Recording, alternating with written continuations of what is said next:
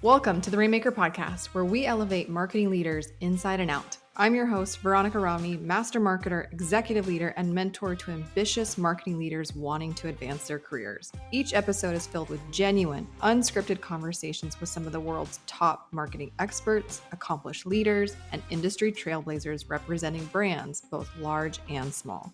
Our goal with this podcast and everything we do is to help you master your role, nurture your team, prioritize your well-being, and evolve into an industry-leading Rainmaker. This is the Rainmaker Podcast. Welcome back to the Rainmaker Podcast. I'm really excited about this guest because we just finished recording, and what I thought was a conversation around social media actually turned into a much deeper conversation around leadership, entrepreneurship, race. I've actually never really talked about race on this podcast because, of course, the sensitivity around this topic and not wanting to ever cross the line and misrepresent. So I was really grateful when my guest, Michelle Thames, actually brought it up and then was so generous to want to explore what it means to her and how it affects her work in a really thoughtful and I think vulnerable way. And again, this is something we've never explored on the podcast. I'm really excited for you to hear this conversation while we also then talk about social media. And right at the end of the podcast episode, she gave this like incredible practical tip on how she's taking her running, like she's getting back into running and how she's using that for new social media content that I thought was actually pretty brilliant. So it's a practical episode. It's an inspirational episode. It's an episode with somebody who she herself is a prolific podcaster with over 390 episodes on social media. So you're in for a treat if you've come to partake of social media in 2024. So with that, let's make it rain with my guest, Michelle. Welcome to the Rainmaker Podcast. Thank you for having me. I'm excited to be here. I'm excited too. Okay, so you guys know before we push record, we were already having some banter. Landscaper, it was an issue. So like we're jazzed up. We're ready to have a conversation. I'm going to kick this off, Michelle, because I've been mad. Social media, we're not in a good relationship. I'm just gonna be really clear with you. Like there's moments where I really appreciate, and then there's other moments where I'm like, I'm done with you. This relationship is over. I'm walking out. And I know it's not just me, like even some of the most prolific personalities that you see all the time on social media have these period seasons where they're like, and it's, whether it's algorithm related or it's, team related or this or that, like, it's a thing. You are an expert on this topic. You also help other people kind of leverage organic marketing mediums to build their businesses, one of them being social media. So I'm kind of like dying to know, like, what is your current love-hate relationship with this platform? Oh, we're gonna start off right there. I kind of feel like a lot of entrepreneurs are in this space of pivoting. Okay. And I think it's just the space that we're in. And it just so happens that like social media is the place where we're sharing about our business, right? And so I think the place where I'm at with social media, I kind of took a hiatus. I don't want to say hiatus because I did still post, but like I feel like my passion about posting wasn't there. It hasn't been there for the last few weeks. But what I had to do was really sit down and get clear on my message. I feel like my message was all over the place, and that's why I was all over the place. And once I really sat down and said, okay, do I need to refine my target demographic? Do I need to refine my customer persona and like really only speak to this person for real? And so I feel like I've done that, and I kind of got a better thought process with social media.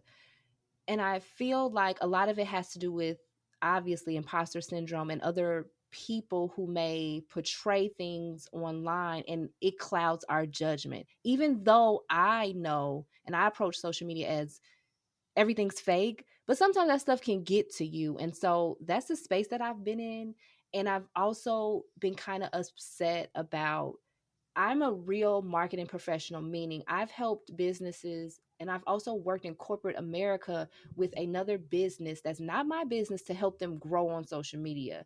But we also have like these people who have been selling like MRR, reselling content that they may not necessarily know about. And then that kind of like makes me sad because I'm a real marketing professional. So like those are the things I've been dealing with. And I don't know if that like struck a nerve with you because I kind of seen your face. And so First of all, I'm Cuban, so I don't have any poker face. The face reveals all things, even when I'm like, come on, like hold it together. People that are listening to us won't see us, but yeah, I do. My face does have its personality, and one of my eyebrows really has a personality. It's a thing. Yeah, it's just, I'm glad that you brought this up because I think there's other industries that are way more regulated and you have to get certified and you have to go through all of these procedural things to claim the expertise that you have. Marketing, we don't have that. Like literally your second cousin in the basement in his boxers can proclaim himself to be a marketer tomorrow if he wanted to. And I remember when I had my marketing agency in South Florida, this came up a lot. In my agency life, it came up probably the most because it was like, well, why should I pay you $1,500 a month or $3,500 a month to render these services when my cousin who knows social media, he's in college and he can help me? And I'm like, oh my gosh. I feel really bad for service providers in our space more than anybody because there is no barrier entry. Anybody can be or proclaim to be. And now with AI, everybody actually is really pretending to be experts because they're leveraging this technology that is still not protecting anybody's intellectual property yet. So now it's like gone real wild, real quick. And the trust that we've already broken over the last couple of years with crappy products, crappy services, crappy offers is only choking the space even more because now people really don't know where to go to trust somebody to help them in marketing specifically. Yeah.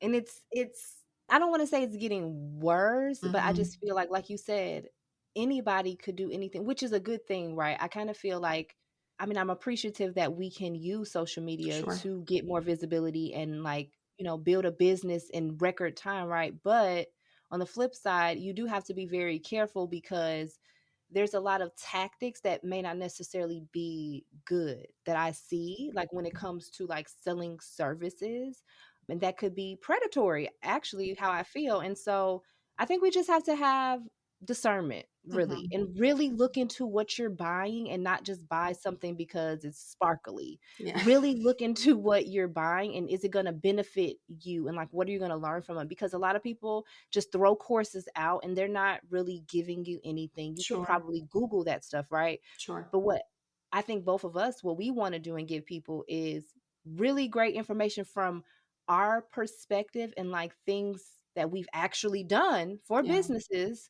that you can use too, but it's not like cookie cutter, Yep. right? Understood. No, woo, that touched a nerve. So, actually, I think I'm going to write a newsletter about this because it's on my mind. You know how like in this industry people say like success leaves clues? And so like why go down a forest, on your own with machete when you can basically follow a path that's already been carved out? Which look, I love case studies. I love seeing legends do legendary things in marketing. I love it, love it, love it. But I do think there's like this tendency for people to just not be inspired by what people are doing, but copy what other people are doing.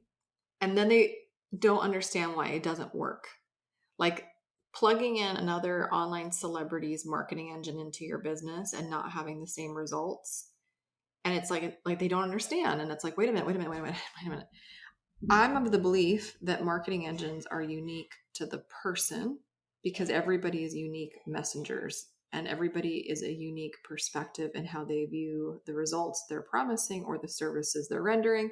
And so like just plugging in somebody's proven system, not that you can't have wild success, but I'm getting a little bit frustrated with people that get frustrated it doesn't work for them when they just like plug and play somebody else's thing without any alterations, any customization. It's like taking somebody else's wedding dress and putting it on and be like, why does this not like, it doesn't fit me as well. I look better on her. I'm like, yeah, she has a different body type than you do. Like you're 5'5", she's 5'10". What'd you think was going to happen? Right. So I've been seeing a lot of that. I've been seeing people then blame the provider of the solution versus not blaming themselves for actually being more original. I don't know what your thoughts are on that. Oh no, yeah. I mean, we can funnel hack all day, but You said you still have to put your I would like to say zhuzh, you gotta put your unique spin on it. Mhm. You gotta put that like your sauce, you gotta throw it on there. You can't just take somebody else's stuff.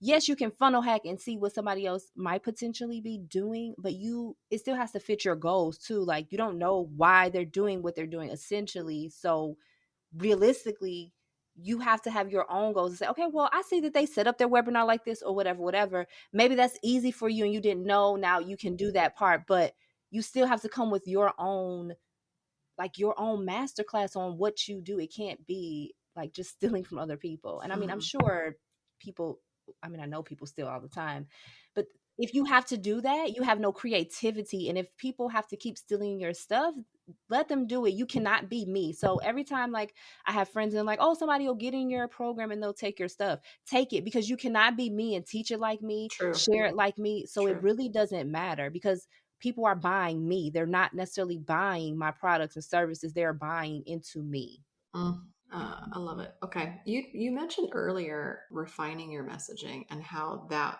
helped you a little bit unlock the rut that you got with social media, specifically that platform. Can we speak more about that? Because like messaging is found everywhere, right? Like messaging on a website, messaging found, on stage, like there's messaging can be platform specific. And I do find that social media is an amplifier of a broken message when it's not clear. And you brought it up, so this is really interesting to me. Can we talk about your how you approach messaging for specifically the platform that is social media, which is like a conversation with somebody behind the scenes with somebody? Like, how did you get back on path? I love ChatGPT. So I know you talked about AI in the beginning, but I use the tool for like ideation, thought process. And so what I've already fed ChatGPT over, I don't know how long I've been using it, it kind of already knows like what I do. Yeah. So I asked it to act as a marketing strategist and help me Oh, cool. really figure out, from what I told it, who my ideal person is, like messaging that I can continue to share across each platform. For example, it said like Sarah, I have it right here, and I can pull it up while we're on this call because I literally just sent it to somebody. So I just came up with a name. Sarah is a 35-year-old female entrepreneur who runs a small business online. She also may have a 9 to 5 and is doing this as a side hustle until she can leave. She has flexibility, continuous learning, and networking with like minded individuals. Sarah struggles showing up on social media, having consistent marketing strategy, and attracting consistent clients, and she's looking for effective marketing strategies to grow her business. She wants to monetize. And so then I went deeper into messaging, saying, like, my value proposition is a little bit different. I break down social media in easy, simple terms for people. And some people may not know how to do that. That's why I created my podcast, Social Media Decoded. It's really small, bite sized information. And so I find like that's my specialty. So I want to infiltrate that in like how I show up in the messaging. So that's like kind of my value proposition too, is that I help entrepreneurs like Sarah to maybe transition from her side hustle to a full Sure. time, but with easy marketing. So Sure. I really wanted to refine that and just talk to Sarah, right? In everything I do, whether that's on Instagram, on Facebook, in my group, in my email, I'm talking to Sarah. Sarah Mhm. is that woman who wants that. And so I think we have to get granular, right? Because social media and there's so much competition. You're right. It's like, well, this person does marketing. Why are you different? And so I Sure. really had to sit with myself and say, Michelle, how are you different? And how can you convey that message? So if you're listening and you're in a rut, it's okay. Just really get granular. It's all I Sure. can really say, and Yeah. keep going, because once you stop, that's it. Yeah. Embrace the mess. Yeah. Because social media is your thing and you, gosh, I don't even know how many episodes that you've had right on your podcast. Yeah, 392. that's wild. So hundreds and hundreds of episodes. I mean, this is going to be a really hard question to ask, or at least a easy question for me to ask, hard question maybe for you to answer is like, if you had to aggregate all of your interviews, what do you find is the commonality across them? Like some of your best tips, but where people struggle the most? Like, what are those trends that you can even extract out of your own database of episodes? I think one message that always reigns across all of my interviews is consistency, right? We want to say we're consistent, but actually showing up and being consistent, you're consistent is important. And I feel like everyone who came on the show has said something about consistency. Mm. Also, another thing that comes up a lot with interviews is we are in a get rich quick microwave society. And so that's really unattainable. And so a lot of people believe in that. And so getting people to really understand how marketing and social media works and that this is a long-term game, especially with organic marketing, which I focus a lot on. You have to be in this for the long term. A podcast is not something that's going to help you blow up tomorrow. I've been podcasting for going on 4 years, and I just recently got the opportunity to be a part of a network. So you have to keep going and be consistent. Like you said, 390 episodes. I'll tell you right now, that's not easy, but I'm consistent. Yes. And so, because I'm consistent, I was noticed. And now my podcast is one of the top marketing podcasts up there with some of the big names like Amy Porterfield. And that matters to me because that's what I set out to do, to be a Mhm. top marketer, to be a woman and also a Black woman in this space, to be able to show that it's even possible. But I've used social media to do that. And so that's why I'm even super passionate about social media in the first place, is because it's basically changed my life. That's amazing, actually. Hey Rainmakers, it's Veronica, and we'll get back to today's episode. But before that, I have an exciting invitation for all of you aspiring, ambitious marketing leaders. If you are serious about advancing your career in marketing and you're looking for an expert to give you some personal insights, guidance, tips, then I'm going to invite you to schedule a free Pathway to Promotion call with me. This is a special one-on-one call with just you and me to discuss your current roadblocks in your career, your long-term aspirations and ambition, and the next best step for you and your personal promotion. Head to pathwaycall.com or click the link in my show notes to schedule your free Pathway to Promotion call. Now back to today's episode.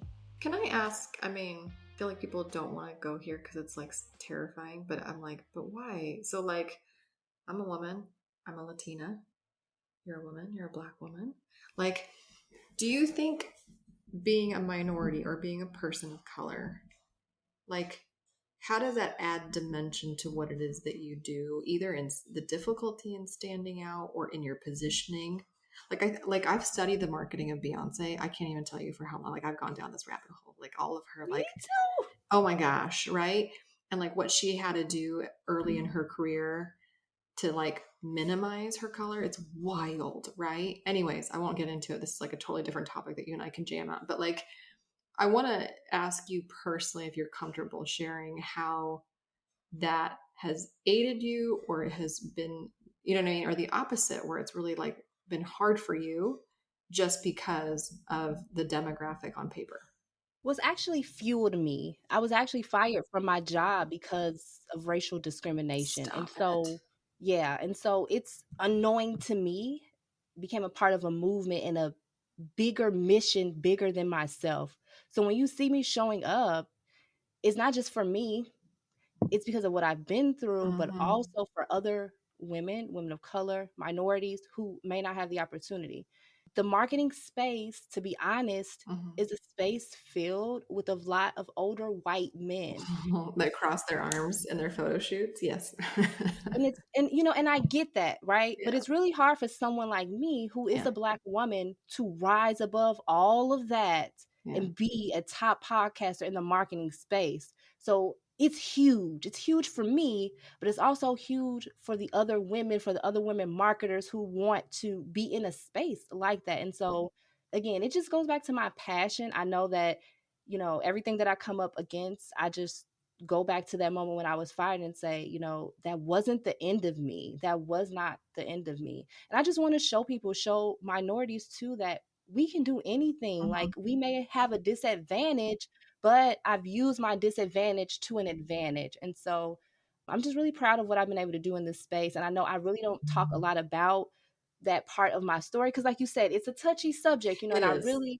I'm not into politics. I'm not into that. I don't like to talk about that on my podcast, but people do need to know because it is a part of my story. So thank you for even bringing that out of me Oh, because it's important. I love talking about like if you and I were to go to dinner and hang out with my girlfriends or whatever, like you'd find And let's everybody. do that. We could do that one day. You'd find everybody, right? And we're having conversations around religion, we're having conversations around race, we're having conversations around politics. Like we're having, I'm a deep end of the pool type of person. So like I'll go there, and then I will also apologize if I ever sound ignorant, because that's the hard part. Like I'm also unaware, to the depth of my ignorance. You don't know until you're like brought to know sometimes, even in spite of your proactivity. But like you said earlier on this podcast that you were very intentional. Like when you sought out to do the podcast, you wanted to be in the ranks. Like you weren't going to just do this half-assed. You were going to do it. You're going to do it with intention, and you're going to go and you're going to shoot for the top. But in the process, were you cognizant at the beginning also of being a role model for the Black community? Like that, because a lot of my friends, it scares them, that burden. They're like, yeah, that's me, but I'm not trying to represent nobody else. Like, but were you intentional? Were you cognizant of it? Like, to what degree has that weighed on you, positive or negative, I guess, too, right? Like, it's a mantle. Yeah, I think definitely intentional. Now, I'm not sure if I'm the spokesperson No, for for the Black sure. community or for the Black women marketers, but I do think that it's just something personally that I Yeah. knew that I wanted to do. And that, Yeah. like you said, I wasn't going to half do anything. If I'm going to do it, I'm going to go for the biggest thing I can do. And like recently, my podcast was in the top 40 of marketing It's podcasts on crazy. Apple. Like, even that's like a huge deal. So, yes, in a sense, like it is, a really great positive thing to be a role model for other marketers, or those who may be in school right now who want to Sure. be a digital marketer or some, anything like that. I'm excited, but yet not caring, like you said, yes, not, I'm not the, I the know. spokesperson for everybody now. I'm just me, but I know. yeah, Yeah, I'm not. Yeah, exactly.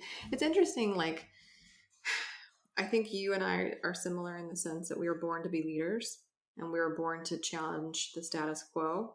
But like when I have felt the weight of the mantle that I carry, sometimes it's very daunting because like I can tell when I start to shrink where I'm like, I'm just doing me. I'm just doing me. And then there's other moments where like people will reflect back to you, like, I really appreciate when you said that, or it means a lot when I see you do this thing. I know you have kids, or I know this, or I know like, and they're like, oh man, like I'm more of an example than I give myself credit. And so like I should be more aware and I should be more responsible with that. And so like I can tell that even I want to hide, and then I'm like, no, but the people need me. Like, what people? But like, you know what I mean? Like it's interesting. That's an interest. I don't know if our male counterparts struggle with this as much as we do. I think maybe this probably is a more not. feminine energy, that we're like too big, too small, like can't just find the perfect size. Yeah, And they then if just you do add, it. yeah, they just do it. That's funny. Okay, so for those of us who want to use social media possibly in like a different way, not we don't want to do it like like you said, easy marketing.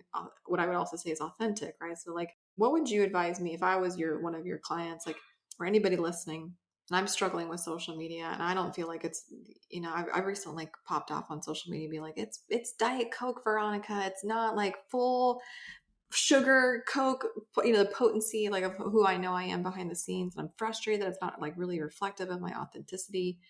Like, what are your best tips for anybody who's not loving how they're showing up? I think we have to go back to our goals. Mm, What are we using social media for? Are we building a personal brand? Probably so, right? So let's just start there. I would say think about the platforms where your ideal audience would be. It's not going to be every platform, and don't choose them all because that's going to stress you out. So maybe you start with Instagram and Facebook, because those are really two big platforms that, if you're a millennial like me, then that's probably where your audience is. My audience is millennials and Gen X. And so that is a huge audience on social media. And how do I know this? Because I've looked at my analytics. So that's where you want to look at, right? Once you got to start posting first before you can look at your analytics. But once you start posting and seeing like what the trend is, it's like, okay, well, I start here. Just post the content. I know we get in our heads like, oh, is the lighting good enough? Oh, is this good enough? I have to tell you all, I pretty much never edit any of my podcasts. If I mess up, oh well, is somebody gonna say, Michelle, you messed up in that podcast. You stuttered over your words. No, right? So I'm okay with first of all, be okay with people judging you, because they're gonna judge you. And so just post it, because if you're passionate about what you do and what you do is to help other people, it shouldn't even matter. Right. So I think that a lot of people get stuck right there because they're like, oh, well, I'm going to be visible on Instagram and people, my aunt's going to see. Is your aunt your customer? So you have to think about that too. Your aunt's probably not your customer, so it doesn't really matter what she thinks about Yeah, your social media. it's so So true. start with one or two platforms, really figure out who your ideal person is. And again, if it's on Instagram, we know that video and reels are like the key to growing. I Don't know. stress yourself out. Let it be fun. Yesterday, I just came up with the idea that I'm going to relate running a 5K, because I'm running a 5K. Good for you. Thank you. I'm excited. Yeah. I'm an old runner turned new runner with a new passion, and I'm relating this to marketing, because running a business and marketing and running have a lot of things to do in common. True. And so this is how I feel like I can get my mojo back with posting, because now I brought in another passion into what I do. I can relate it to marketing, and I think it's fun. So think about a fun way that you can create a series. So I just thought about this new series I'm creating. I'm running a 5K, training for the next 7 weeks, Smart. 7 pieces of content, videos that I now have for each week of training, Smart. saying something different. That's a really, honestly, let's end the podcast right now. That was a really good, great golden tip. Well, very practical too, I think. And just like, you're already doing this. How do I leverage it versus having to start something from scratch? And then like just the mental load of you doing something just for the sake of doing it versus like I'm already doing something that gives me energy and I'm passionate about and that I'm excited about and it's hard. And this is a great life lesson that can be translated. And oh, by the way, social medias could be a great series. Like I loved your whole process in that. I thought that was really beautifully articulated. So thank you. So we do this thing on the podcast where we let our guests ask me whatever. I mean, you get the last question is yours to make me sweat or make me nervous because you've been such a good sport. So the mic is on you. What's your why? I would love to know your why. What is my why? Okay, it's not what you think. So it's not my kids. It's maybe not even like the people that buy from me, if I'm being really honest. It's my team. It's actually always been my team. When I make money, they make money. When I have clients, they get work. When I put myself out there, they're the beneficiaries always.